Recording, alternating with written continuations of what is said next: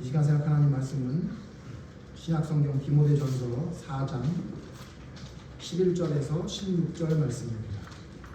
신약성경 340페이지에 있는 디모데전서 4장 11절에서 16절 말씀 찾으신 분은 일어나서 하나님 말씀 교독합니다.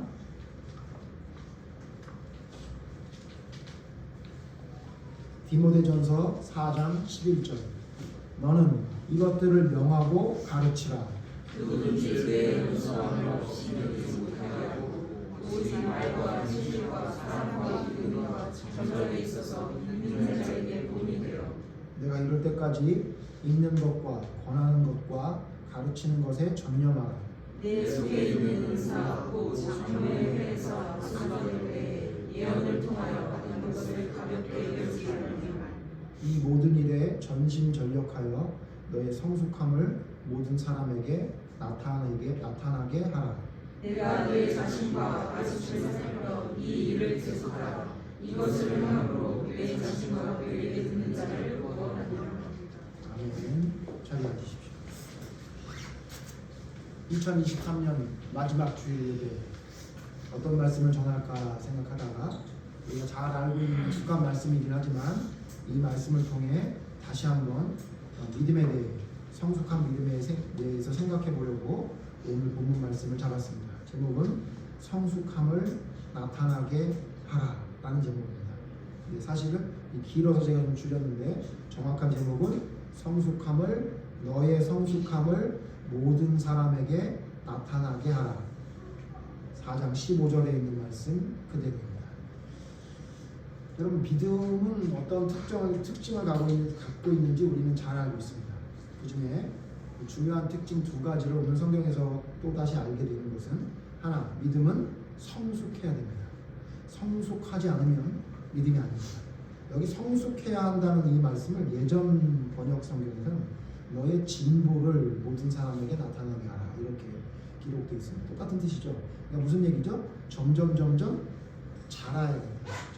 변해야 됩니다. 변한다는 의미는 두 가지가 있죠. 나쁘게 변한다는 게 있고 좋게 변한다는 게 있죠. 예를 들면 우리가 잘 아는 대로 떡은 오래 놔두면 점점 어떻게 변하죠? 나쁘게 변하죠. 먹지 못하게 변합니다. 그런데 포도주는 또 매실 같은 거 놔두면 놔둘수록 더 맛있게 변하죠. 그러니까 하나님 말씀 가운데 우리가 변한다는 건 잘못된 길로 가는 변함을 이야기하는 게 아니라 점점 더 좋아지는 변함을 이야기하는 겁니다. 그렇기 때문에 믿음을 이야기할 때 성숙 혹은 진보를 이야기하지 않는다면 그건 성경에서 말하는 진리에서는 뭔가 모자란 이야기입니다. 그렇기 때문에 우리의 믿음은 반드시 하나님 앞에 올바로 서 있는 믿음이라면 점점 성숙, 진보해야 합니다. 오늘 성경 말씀뿐만 아니라 빌립보서 1장 25절에도 똑같은 말씀이 있죠.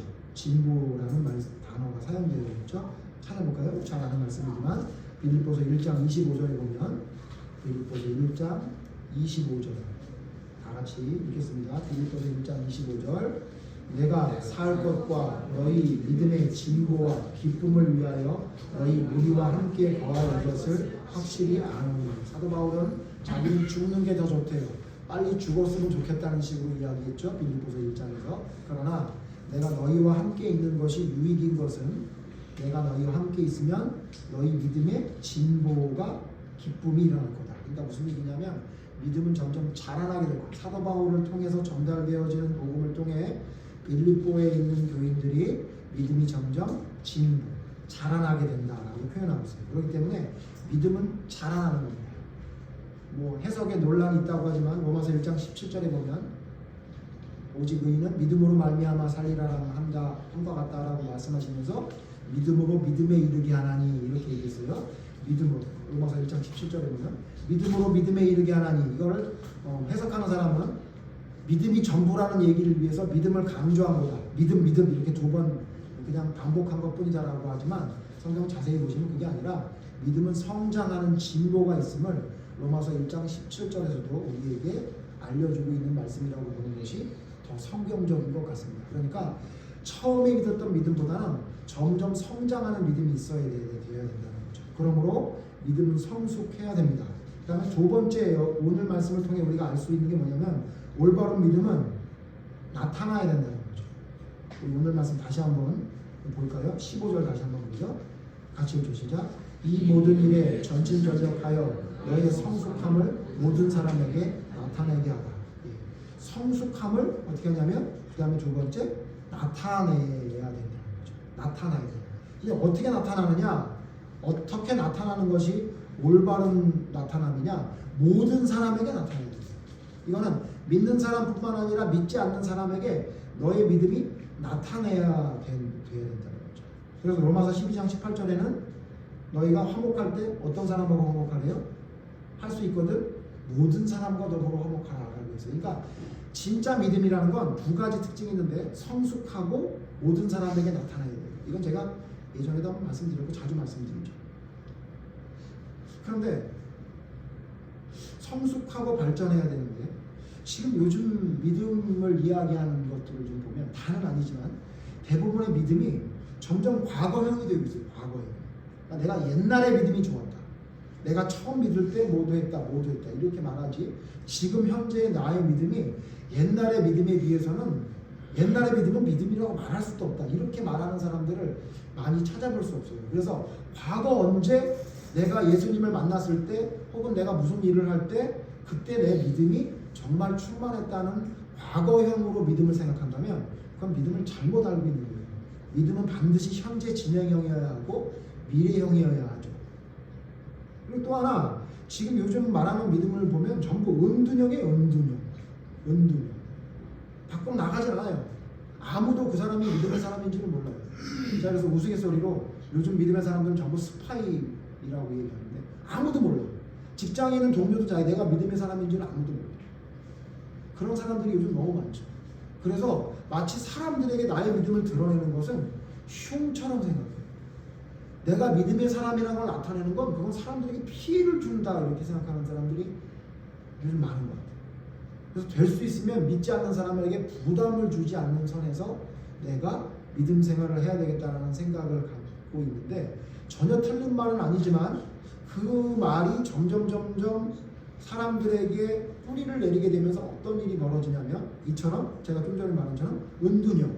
그 사람이 믿는 사람인지 아무도 모르는. 그래서 나만 잘 믿으면 된다라는 생각을 가지는 사람들이 요즘 믿음의 사람들이 너무 많아요. 그런데 여러분 성경은 뭐라고 말하냐면 너의 성숙해야 된다는 거예요. 너의 믿음의 진보를 어떻게 하래요? 모든 사람에게 나타내야 돼요. 그렇기 때문에 여러분 우리를 뭐라고 부른다고요? 우리를 빛이라고 얘기해요. 왜? 어두움을 밝히는 빛이에요. 엄청 큰 태양 같은 빛도 있지만 조그마한 성냥불을 통해서 어둠을 잠시 밝힐 수 있는 빛도 있잖아요. 그렇기 때문에 사람에 따라서 그 빛의 크기나 역할이 다를 수는 있지만 반드시 우리가 기억해야 될 것은 뭐냐면 우리는 반드시 나타낼 수 있는 믿음이 되어야 된다. 이건 여러분 우리가 꼭 기억해야 된다는 거죠. 오늘 말씀은 그 얘기를 하려는 건 아니고요. 자, 그렇다면 본래 믿음은 성장하고 성숙해야 하고 모든 사람에게 나타나야 하는데 그럼 도대체 뭐를 성숙했다고 말할 수 있냐? 어떤 것을 믿음의 성숙, 진보 혹은 어떤 것을 믿음이 나타날 수 있다, 나타나는 믿음이라고 말할 수 있는지 오늘 그 두 가지를 잠깐 생각해 보려고 합니다. 자, 그럼 믿음의 진보 혹은 믿음의 성숙이란 과연 어떤 것을 말하는 걸까요? 오늘 성경에 두 가지를 말하고 있는데 중요한 두 단어를 여러분 말씀드릴 테니까 여러분 기억하십시오. 첫 번째는 12절에 나오는 단어입니다. 12절 다시 한번 읽죠. 시작. 누구든지 내 연수함을 없이 여기지 못하게 하고 오직 말과 행실과 사랑과 믿음과 정절에 있어서 믿는 자에게 본이 되고. 여기 여러분 줄 치시고 여러분 색칠을 해놔야 될 그 귀한 말씀이 뭐냐면 본이 되어. 첫 번째 뭐냐면요. 우리의 성숙함을 나타내기 위해 우리가 기억해야 될 두 가지가 그게 뭐냐면 첫 번째 뭐냐면 본이 됩니다. 본이 된다는 건 뭐죠? 본보기가 된다는 거죠.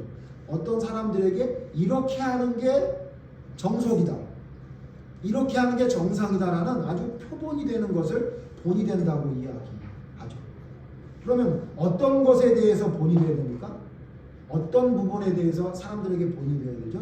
그 말씀은 12절 다시 한번 보죠. 12절 앞에 보면 뭐죠? 오직 말과 행실과 사랑과 믿음과 정절에 있어서 그랬는데 5가지를 얘기했는데 앞에 있는 2가지가 뒤에 있는 3가지를 다 포함합니다. 무슨 얘기냐? 오직 말과 행실의 본이 돼요. 이렇게 보시면 됩니다. 그러니까 무슨 얘기냐? 우리가 진짜 믿음의 사람이고 우리의 믿음이 성숙하고 성장해서 사람들에게 나타낼 수 있는 믿음이 되려면 뭘 해야 되느냐? 본이 돼야 되는데 어떤 거에 본이 돼야 되냐면 우리가 말하는 것과 행동하는 것에서 사람들에게 본이 돼요. 근데 여기 본이 된다는 말을 조금 더 깊이 있게 좀 들여다 잘 보면요. 본이 된다는 말은 조금 더 쉽게 말하면 무슨 말이냐면요. 다른 사람과 다른 삶을 산다는 이야기예요. 여러분 우리가 믿음의 본이 된다는 건 어떤 믿는다고 하는 사람이나 혹은 믿지 않는 사람에게 본이 된다는 건 그들이 믿는 믿음, 그들이 생각하는 삶과 나의 삶이 다르다는 얘기죠. 그러니까 그 사람이 우리를 본이 된다고 이야기하죠. 뭐 예를 들면 우리가 잘 아는 장기래 박사 같은 사람 자주 이야기하지만 그 사람은 의사인데 의사로서의 자기가 얻어야 될 이익이나 유익을 다 저버리고 오직 환자를 위해서 살았던 사람이기 때문에 그 사람을 우리가 뭐라고 얘기하죠? 의사로서의 본이 된다라고 이야기하잖아요. 무슨 얘기냐면 그냥 보통 사람의 삶 아니면 그 똑같은 의사와 같은 삶을 살지 않고 뭔가 다른 삶을 산다는 거죠. 그 다른 삶을 살 때 그 사람을 우리는 뭐라고 얘기하냐면 본이 된다고 얘기해요. 여러분 우리의 믿음과 지금 보통 말하는 믿음을 한번 살펴보세요. 보통 어떤 믿음을 믿음이라고 얘기하냐면 그냥 너무 튀지 않고 너무 도드라지지 않고 그냥 남들처럼 믿으면 된다라고 생각하는 걸 믿음이라고 생각하는 경우가 많죠. 보통 다 그래요. 근데 여러분 그 사람을 믿음의 본이 된다고 하나요? 아마 안 할 겁니다. 그죠? 어떤 거에 본보기가 된다라고 말할 땐 어떤 사람이 본보기가 된다고 하냐면 보통 사람들이 말하는 것과 행동하는 것과 다른 행동을 할 때 그 사람을 본이 된다고 해요. 뭐 우리나라 요즘 뭐 영화에도 나오는데 안중근 의사가 나와요. 안중근 의사. 안중근 의사가 다른 사람과 똑같은 행동을 했습니까? 안 하죠. 다른 사람과 똑같은 말을 합니까? 안 합니다. 죽음을 두려워하지도 않아요. 심지어 그 안중근 의사 어머니가 쓴 편지에 보면 진짜 눈물 나는 거예요. 아들아, 너의 생명을 일본 제국에 구걸하지 마라. 항소하지 말고 그냥 사형당하거나 이렇게 써요. 그 보통 엄마랑 똑같아요? 보통 엄마들은 그렇게 말하지 않잖아요. 내 아들 살려주세요 라고 말할 거 아니에요. 그런데 왜 안중근 의사 어머니들의 본이 된다고 얘기하죠? 그 보통 어머니들처럼 똑같이 말하지 않고 똑같이 행동하지 않기 때문입니다. 어느 어머니가 자기 자식을 사지로 몰아넣는 것을 좋아하겠어요. 그러나 올바른 판단과 진리를 가진 사람은 어떻게 행동하게 되냐면 평상적인 사람처럼 행동하지 않고 말과 행동이 다르게 되는 거죠. 그래서 3가지를 얘기해요. 말과 행실을 이야기하면서 뒤에 3가지를 더 얘기했는데 뭐죠? 사랑과 믿음과 정절이에요. 그러니까 무슨 얘기냐? 좀 더 이 말씀을 쉽게 설명하면 이거예요. 너의 사랑이 사람들에게 본이 되게 말하고 행동해라 그 얘기예요.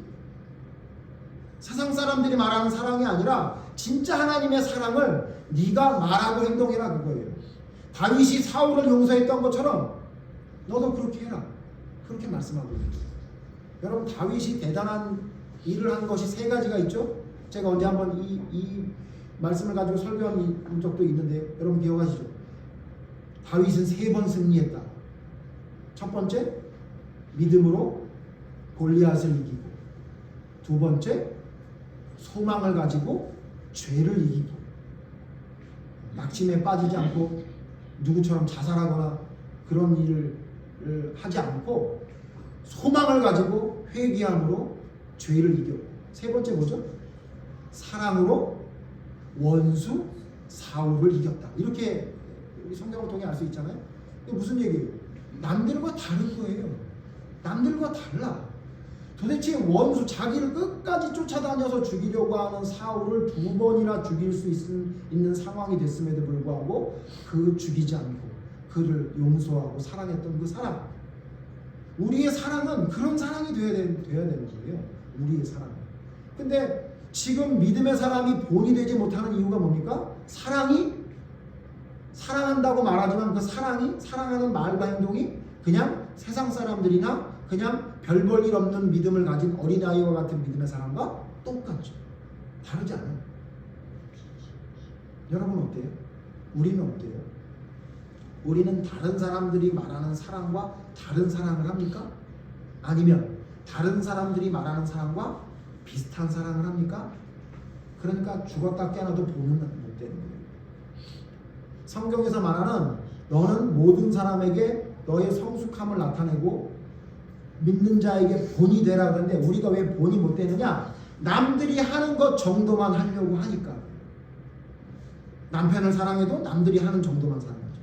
아내를 사랑해도 남들이 하는 정도만 사랑하죠. 자녀를 사랑해도 남들이 하는 정도만 사랑하고, 예? 내 이웃을 사랑해도 남들이 사랑하는 정도만 사랑하죠.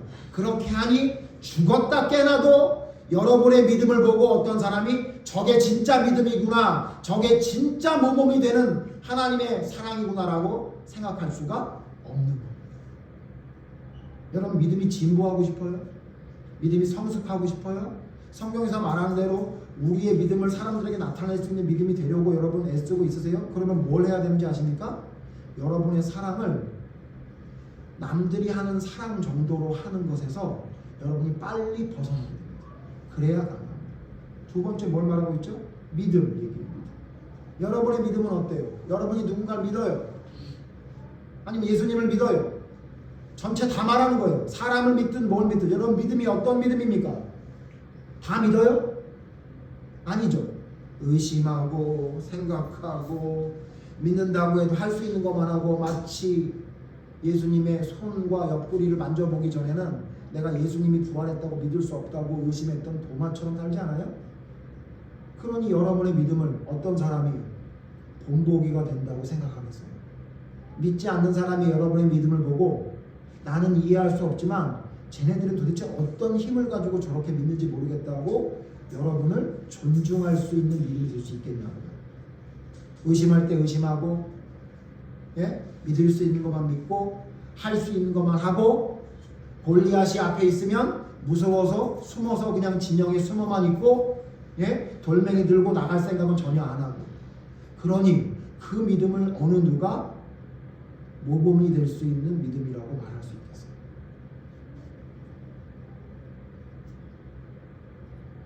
여러분 우리의 믿음은 어떤 믿음이라고 성경이 말하고 있죠?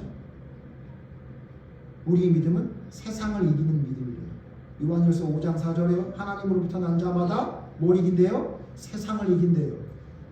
근데 여러분 하나님으로부터 난 자가 세상을 이겨요? 여러분 세상을 이기고 있어요? 여러분 삶을 보면 세상을 이긴다고 여러분 당당하게 말할 수 있어요? 왜 하나님께로부터 난 자는 세상을 이긴다고 했는데 그 이기는 이김이 뭐래요? 믿음이라고 했대요. 요한일서 5장 4절에. 근데 우리는 왜 세상을 못 이기죠? 왜? 우리의 믿음은 왜 세상을 이길 수가 없어요? 성경 하나 찾아보세요. 답을 알려드려요. 요한복음 16장 33절. 예수님이 이렇게 말씀하셨어요. 요한복음 16장 33절. 요한복음 16장 33절. 같이 읽죠? 요한복음 16장 33절 시작. 이것을 너희에게 이르는 것은 너희로 내 안에서 평안을 누리게 하려 함이라. 세상에서는 너희가 환난을 당하나 담대하라. 내가 세상을 이기었노라. 앞에 것만 생각하고 뒤에 건 생각 안 하죠. 성경을 참 보는 사람들 보면 제가 답답한 게 뭐냐면 어쩜 그렇게 자기가 보고 싶은 것만 보고 그 뒤에 연결되어 있는 성경을 안 보는지. 네? 여러분 내 안에서 평안을 누리게 하려 함이라.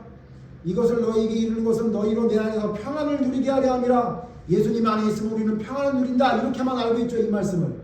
그 말씀이 아니에요. 그런 말씀만 한 게 아니라고요. 뒤에 뭐라 그래요? 세상에서는 너희가 환난을 당하나.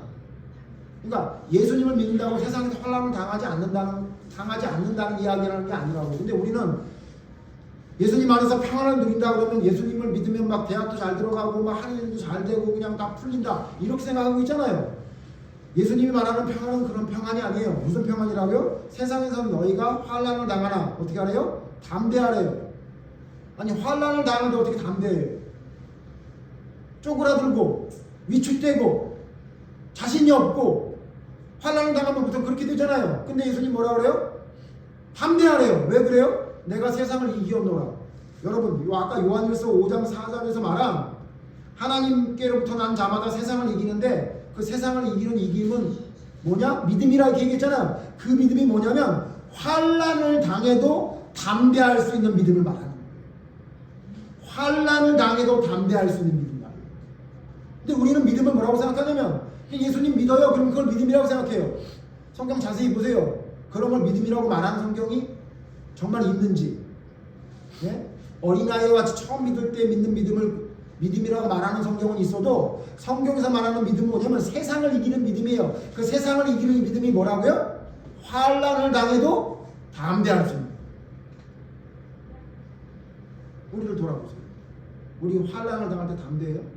아니면 걱정 근심에 사로잡혀서 잠 못 이루지 않아요? 물론 여러분 인간이기 때문에 어떤 환난 앞에서 우리는 걱정할 수 있어요. 그러나 그 걱정이 오래가지 않죠. 왜? 세상을 이긴 예수님이 있으니까. 세상을 이긴 예수님을 믿는 믿음이 나에게 있으니까 이 믿음으로 이 환난을 이겨낼 수 있는, 담대할 수 있는 힘을 갖게 되죠. 그 믿음이 뭐냐면 성경에서 말하는 본이 되는 믿음입니다. 그리고 세 번째 뭐라고 그랬죠? 정절. 오직 말과 행실이 본이 되어야 되는데 말과 행실이 본이 되는 예를 세 가지 든 걸로 보여요. 하나는 사랑, 두 번째는 믿음, 세 번째 뭐예요? 정절. 정절이란 말은 순결한 양심을 지키다라는 단어에서 파생된 단어예요. 그러니까 무슨 얘기냐면 정절이라는 건 순결한 양심을 지켜내는 것을 정절이라고 말합니다. 그러므로 요즘 뭐 정절이라는 얘기하면 완전히 그냥 오래된 사람 얘기 듣죠. 지금 정절이라는 단어를 써본 적 있으세요? 조선시대에서만 썼던 이야기로 알고 있지 않아요? 정절. 성경에 기록된 말씀이에요. 뭘 지키라는 거죠? 너의 순결한 양심을 지키는 거예요. 믿음의 순결한 양심뿐만 아니라 도덕적인 순결한 양심을 말하는 거예요. 그러니까 무슨 얘기예요? 너의 말과 행실을 통해 사람에게 본이 되라고 그랬어요. 모든 사람에게. 그러니까 뭐에 본이 되래요? 사랑에 대해 본이 되고 믿음에 대해 본이 되고 뭐요? 너의 순결한 양심이 본이 되라고. 믿는 사람들 중에 양심적인 사람 있어요? 없죠. 그래서 제가 여러분 예전에 말씀드렸지만 교통사고 나서 별일 아니면 그냥 보내세요. 내 차가 진짜 차를 너무너무 좋아해서 차에 조그만한 기스만 나면 못 참는 사람이라면 그거 수리하는데 비용 쓰시지만 뒷목 잡고 가서 병원에 눕거나 예? 별거 아닌 기스인데 이거 다 전체 도색을 해야 되니까 돈을 얼마 내느라고 이런 거 여러분 하지 말라고 얘기해요. 왜? 우리는 뭐에게 본이 되어야 돼요? 정절에 본이 돼요. 정절 뭐라고요? 순결한 양심을 지키는 거에 본이 돼야 돼요. 누구에게? 모든 사람에게. 예배드리기 전에 잠깐 들었지만 어느 모 교회 딸이 피해를 좀 입었는데 예? 별것도 아닌 피해같이 보이는데 적절한 법적인 한도 내에서 보상을 해주겠다 그래도 협박하듯이 해가지고 돈을 갈취하려고 한다. 알고 보니 목사님 딸이었다. 그런 얘기. 그러니까 여러분 그 얘기를 들은 사람이 뭐라 그러셨대요. 어떻게 하나님을 믿는 사람이 이럴 수 있냐 그랬단 말이에요. 우리 교회 왔던 분인데 그분 점점 교회에서 멀어지지 않나 걱정이 되는 거예요. 여러분 믿음에서 멀어지게 하는 건 믿는 사람들이 그렇게 하는 거예요. 우리 딸은 그렇게 안 하겠죠. 설마. 예? 예? 여러분 진짜 우리가 믿음이 성숙하고 모든 사람에게 나타내는 모범이 되려면 여러분 본이 돼야 되는데 뭐에 대해서요? 사랑에 대해, 믿음에 대해, 여러분 정절에 대해, 도덕이나 윤리에 대해서 여러분 정말 본이 돼야 돼요. 그렇게 되는 것이 우리에게 있을 때 사람들에게 여러분 우리의 믿음이 나타낼 수 있는 거예요. 여러분 힘들지 않아요? 힘들죠. 예? 환난이 있거나 순결한 양심을 지키는 게 얼마나 힘들어요. 예? 내가 조금만 내 양심을 잠깐만 눈을 감으면 돈이 몇백이 생기는데 여러분. 그러니까 여러분 이 교통사고 별것도 아닌 거에 심지어 사이드 미러를 부딪혔는데도 예? 병원에 누워가지고 합의금 받아내는 시절이 됐잖아요 지금. 예? 사이드 미러 부딪혔는데 내 목이 왜 아프냐고. 그거를 당연하다고 내가 낸 돈에 대해서 내가 받는 거니까 받아도 된다. 이렇게 얘기하는 사람들이 교인들이에요, 여러분. 그거 제일 잘 챙기는 사람이 교인들이고요. 예? 여러분 근데 그게 무슨 여러분 믿음의 사람이겠냐고요. 그러나 여러분 그렇게 안 살고 그냥 내가 좀 손해보면서 사는 게 힘들죠? 힘들어요. 그리고 여러분 환난이 당할 때 여러분 걱정이 안 돼요? 걱정이 되죠? 예? 그게 어떻게 걱정이 안 돼요? 그러나 우리가 믿는 건 뭐예요? 하나님은 말씀에 뭐라 그래서 이 힘듦이 우리에게 뭐라고요? 유익이라 그러셨다. 나는 지금 이해할 수 없으나 나의 당하는 이 고난이 나에게 유익이라고 하셨으니 나는 하나님의 말씀을 신뢰하겠다. 그래야 본이 될 거 아니에요. 그게 이기는 거예요. 그게 환난을 이기는 거 아니에요? 여러분 롯과 아브라함 둘이 있는데 누구를 우리가 존경해요? 누구를 우리가 믿음의 본이라고 해요? 여러분 롯을 믿음의 본, 믿음의 모범이 되는 사람, 믿음의 본보기가 되는 사람 그러면 여러분 롯 얘기해요? 안 해요? 안 하죠. 성경에 의인이라고도 얘기했는데 왜 안 하죠? 왜 안 해요? 아브라함과 비교해서 너무 차이가 많이 나죠. 삼촌인데 지가 먼저 좋은 땅 선택하고. 오늘 말씀 뭐예요? 정절, 순결한 양심을 지켜야 되는 양심이 좀 약간 털이 났잖아요. 그러니까 아브라함에게 마음이 가요? 롯에게 마음이 가요? 아브라함에게 마음이 가잖아요. 뭐라 그래요? 네가 좌하면 내가 우하고 네가 우하면 내가 좌하겠다. 얼마나 멋있어. 우리는 뭐라 그래요? 네가 좌하면 안 돼. 그렇게 말하잖아요. 왜? 내가 갈 거니까. 그죠? 네가 우하면 거기도 안 돼. 거기도 내가 갈 거니까. 그러지 않아요? 지금 우리 이렇게 살지 않아요? 예? 내가 먼저 선택해야 되고 내가 좋은 대로 해야 되고 여러분 그러잖아요. 그게 여러분 믿음의 사람이라면 그 사람이 어떻게 믿음의 본이 될 수 있냐? 아브라함이 또 어때요? 가라 그러면 가고 아들 죽이라면 죽이죠. 근데 여러분 롯은 소돔 속에서 나올 때 얼마나 추잡했어요. 두려워서 갈 수가 없으니 요 가까운 소활성으로 가게 해주세요. 빨리 나오려는데 안 나와가지고. 그래서 소활성으로 갔더니 또 뭐라 그래요? 여기도 무서우니까 나 그냥 산으로 가게 해주세요. 원래 가란 대로 갈 거면서 그렇게 말이 많았잖아요. 어때요? 멋있어 보여요? 예? 믿음의 본보기가 된다고 할 때 뭔 이야기 안 하는 이유가 뭐예요? 너무 평범하잖아요. 너무. 예? 왜 그렇게 평범한 걸 좋아하냐고요? 여러분 우리는 우리의 성숙함을 나타내기 위해선 모범이 되는 사람이 되어야 돼요. 본보기가 되는, 본이 될 수 있는 사람이 되어야 돼요. 우리의 말과 행동이 사람들을 감동시키고 놀랄 수 있는 그런 말과 행동을 해야 돼요. 그냥 어느 정도 하는 것 정도로 마무리하지 마시고. 두 번째, 모범이 되어야 되는데, 본이 되어야 되는데, 말과 행실의 본이 되어야 되고요. 두 번째 뭐냐면 전심전력해야 되는데요. 15절 봅시다. 15절. 또 읽죠. 시작. 이 모든 일에 전심전력하여 너의 성숙함을 모든 사람에 나타내. 뭐라고요? 전심전력. 전심전력. 전심전력은 뭐예요? 할 수 있는 최선을 다하는 거예요. 자, 그럼 뭘 전심전력하라는 거예요? 위에 말씀하고 13절에 말씀하고 있습니다. 13절 같이 읽죠. 시작. 내가 이룰 때까지 읽는 것과 권하는 것과 가르치는 것에 종이다. 세 가지 하래요. 뭐요? 읽는 것, 권하는 것, 가르치는 것. 이렇게 얘기하면 디모데서신은 사도 바울이 제자 디모데에게 쓴 거니까 이거 하라 그런 거지 우리랑 상관없지 않냐라고 하는데 여러분 우리가 예수님의 제자라며요. 근데 제자 아니에요? 하나님의 자녀 아니에요? 자녀는 누구의 말을 듣는데요? 아버지의 말을 듣는데요. 여러분 다른 거 아니에요. 자꾸 이런 생각을 하니까 우리 뭘 안 하려고 그래요? 읽는 거는 하는데 권하는 건 안 하려고 그러고 듣는 건 하는데 가르치는 건 안 하려고 그러죠. 여러분 우리는 하나님이 우리에게 사명을 주셨어요.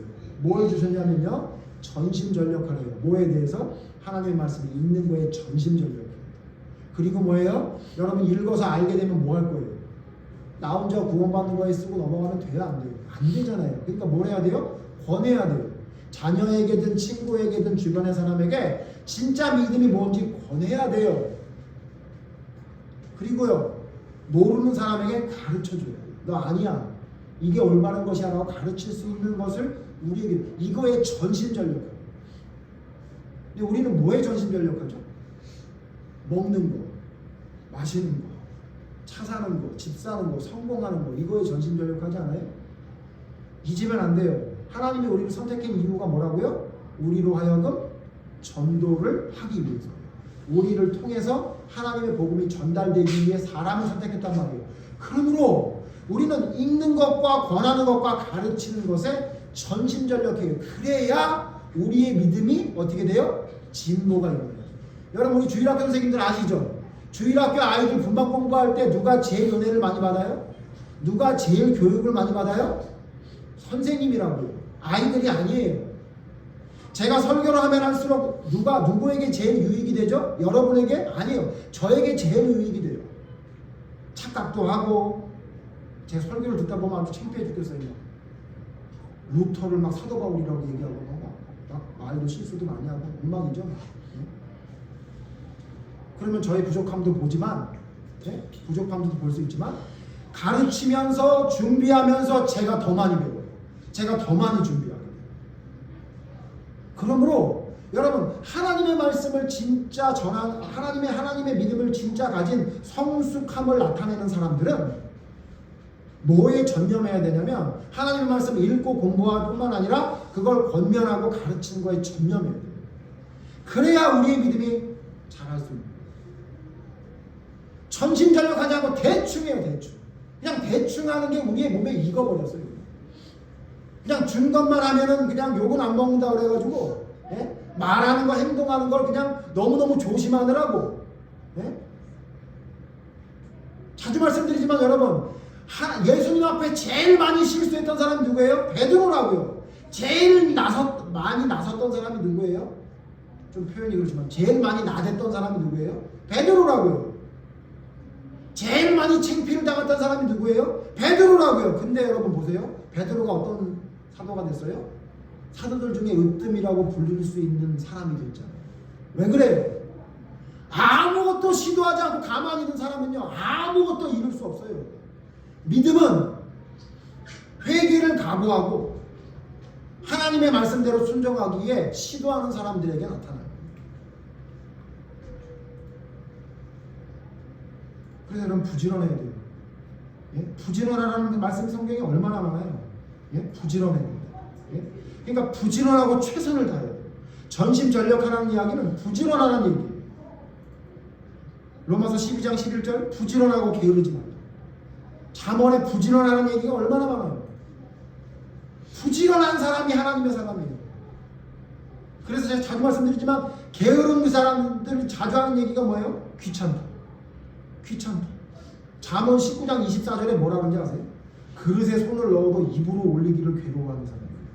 아니, 그릇에 손을 넣고도 입으로 손을 귀찮다. 또 잠언 26장 22장에 또 진짜 재밌는 얘기가 있는데, 게으른 자는 뭐라 그러는데요? 길에, 거리에 뭐가 있다 그러는데요? 사자가 있다 그래요. 뭐 무슨 얘기예요? 밖으로 안 나가겠다고 해요. 밖에 사자가 있다고 해요.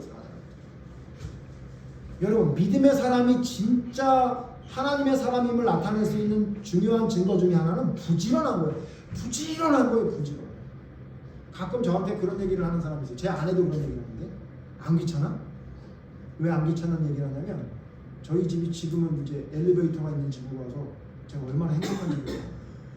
층계가 있는 집 4층에 살 때, 층계가 있는 집 4층에 살 때 올라왔는데 차에다 뭘 놓고 왔어요. 내려가요? 안 내려가요? 꼭 중요한 거 아니면 안 내려가죠. 4층에 살 때 제일 힘들었던 게 뭐냐면, 재활용 쓰레기를 버려야 되는데 다 버리고 올라왔더니 또 있대요. 내려가요? 안 내려가요? 다음에 버리지. 안 내려가잖아요. 근데 저는 내려가요. 꼭 내려가요. 그러니까 그걸 보고서 팔다리가 고생한다. 왜 그렇게 사람이 그냥 다음에 해도 되지 왜 이렇게 움직이냐 그러는데, 제가 그런 이유가 있어요. 왜냐면 저도 사실은 엄청 게으른 사람이에요. 제 아내가 옆에 있어서 알겠지만, 제가 제일 잘하는 게 뭐냐면요, 잘하는 것 중에 하나는 미루는 거예요. 미루는 거. 꼭 지금 해야 되는데 미뤄. 그렇게 제 아내가 화장실 청소를 하라고 그러면 꼭 저는 청소를 언제 하냐면 금요일 하는 거예요. 왜요? 아내가 토요일 날 화장실에서 뭘 한다 그랬거든요.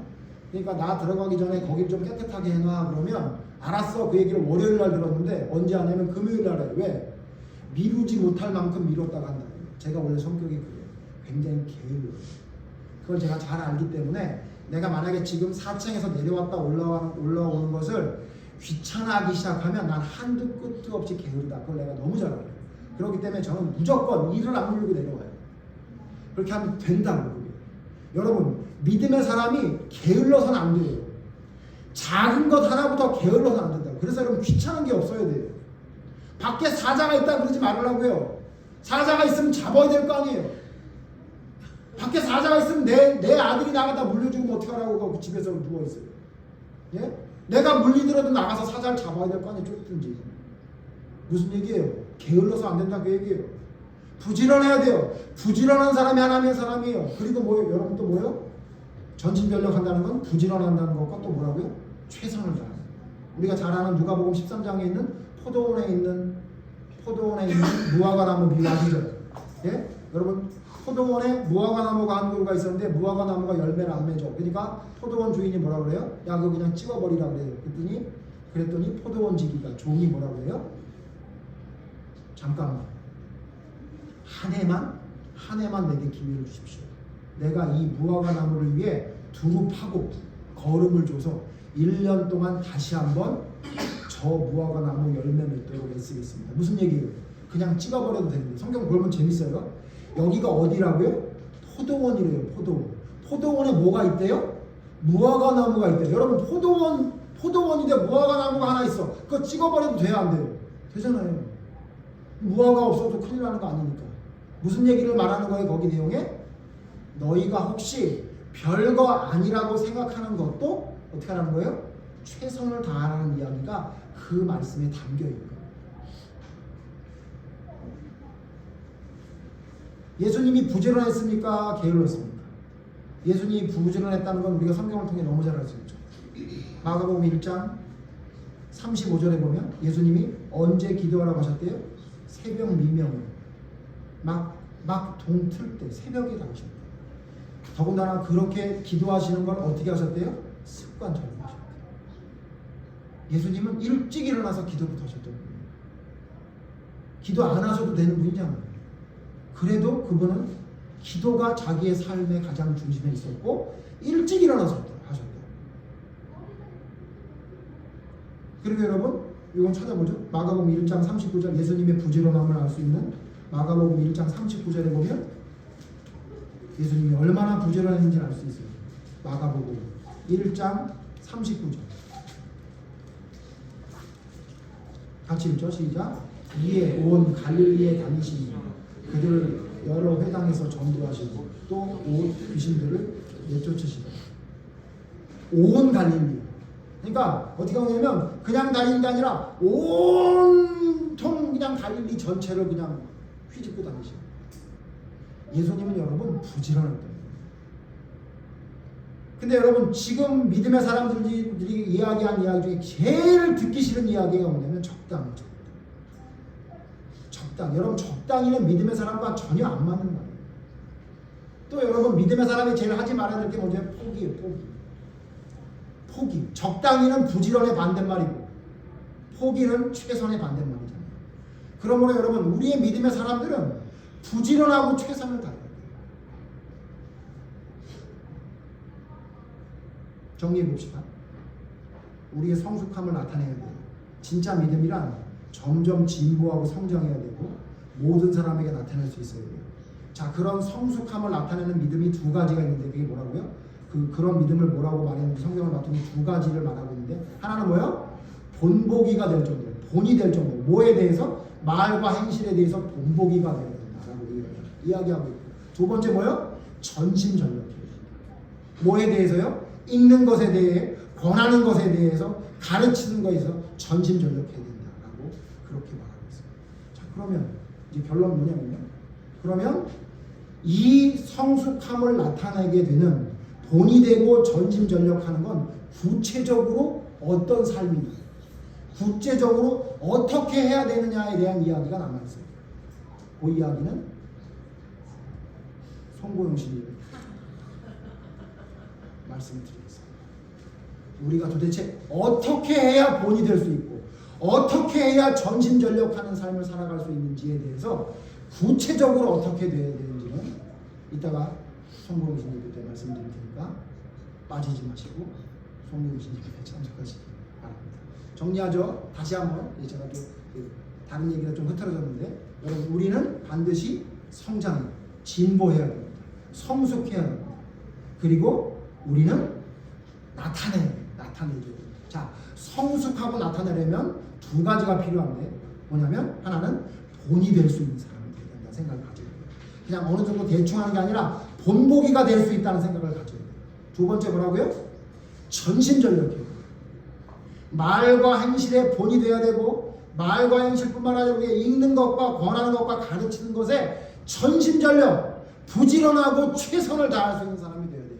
그게 하나님께서 원하시는 올바른 믿음의 성숙함을 나타낼 수 있는 길이라는 사실을 기억하시고, 우리의 믿음이 혹시나 좀 대충 게으르고 적당히 그렇게 믿음을 그냥 중간 정도만 하면 됐지 두드러지게 나타날 필요 없다고 생각하는 여러분의 믿음의 삶을 살아갔다면, 이제 그것을 포기하시고 하나님이 명령하시는 대로 본이 될 수 있는, 말과 행실에 본이 될 수 있는 사람으로 나를 바로 세우고, 부지런하고 최선을 다해서 읽는 것과 권하는 것과 가르치는 것에 전심전력할 수 있는 하나님의 사람이 되게 해달라고 여러분 하나님 앞에 기도해야 됩니다.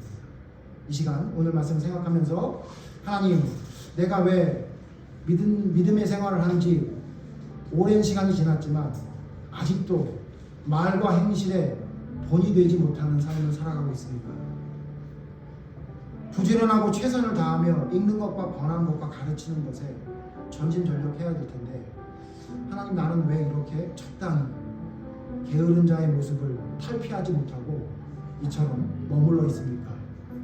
여러분의 모습을 생각하면서 하나님, 내게 성숙함을 나타낼 수 있는, 말과 행실의 모범이 되며 읽는 것과 권하는 것과 가르치는 것에 부지런하고 최선을 다하는 전심전력하는 하나님의 사람이 되게 해달라고 우리 다 같이 잠시 기도하겠습니다. 다 같이 기도합니다. 하나님, 주님께서 말씀하신 대로 분명히 성경의 기록으로 우리에게 명령하고 있습니다. 너의 믿음의 진보를 모든 사람에게 나타내라고 말씀하고 있습니다. 하나님, 믿음이 성장하고 있습니다. 성숙하고 있습니다.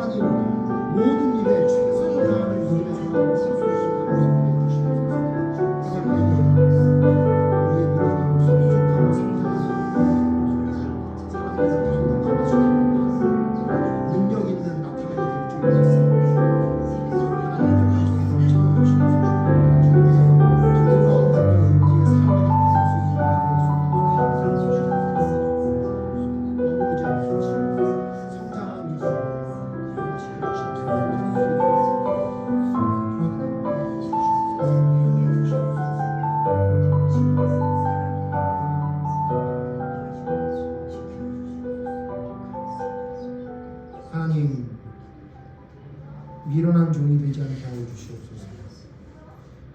구원을 자기 만족의 도구로 사용하는 미련한 자가 되지 않게 하여 주시옵소서.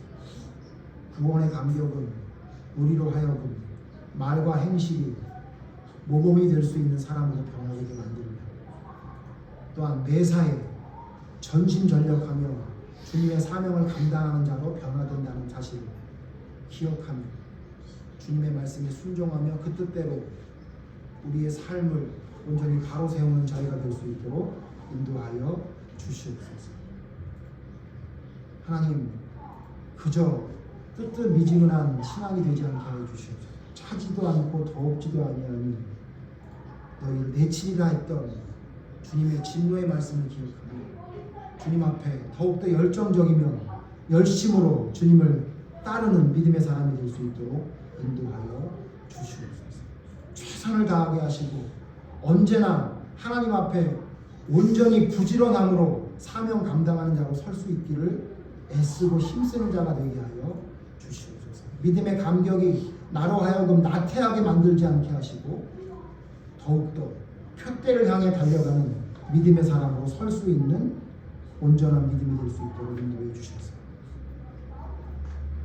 아브라함과 같이 다윗과 같이 믿음의 본이 될 수 있는 믿음의 사람으로 섬으로 인해 우리의 성숙함이 모든 사람에게, 우리의 믿음이 모든 사람에게 나타낼 수 있는 믿음의 진보가 우리의 삶에 계속될 수 있도록 하나님 인도하여 주시옵소서.